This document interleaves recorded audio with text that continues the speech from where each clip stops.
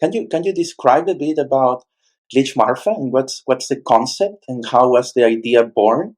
Glitch, broadly, you mentioned this at the beginning, Carlo. It's a digital art gallery. It's also a physical art gallery. And so those are the two, I would say, constraints that we really operate all of our products from.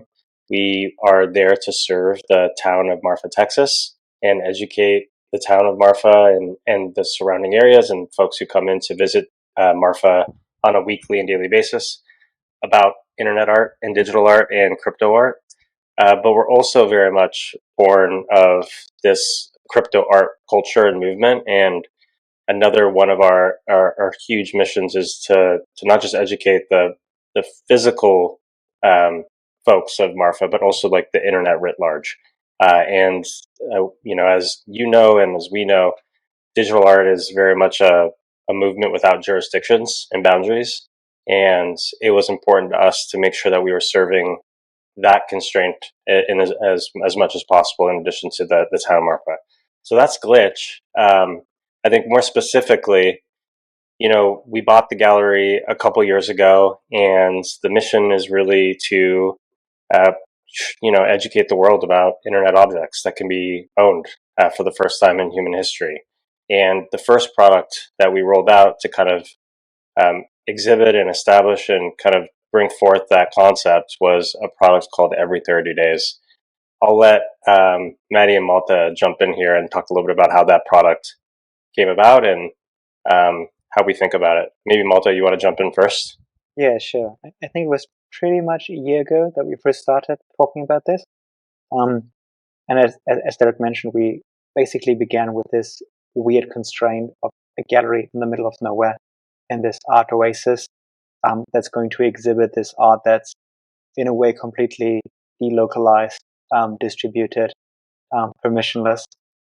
And the one thing or the one thought that we started from, I think, is to changing the discourse maybe sounds a bit grandiose, but to make a contribution to this space where we bring storytelling, writing, education, and a way of approaching these objects to this space that feels elevated, sophisticated, but still very much in keeping with the spirit of this space. And I think that's where we started from.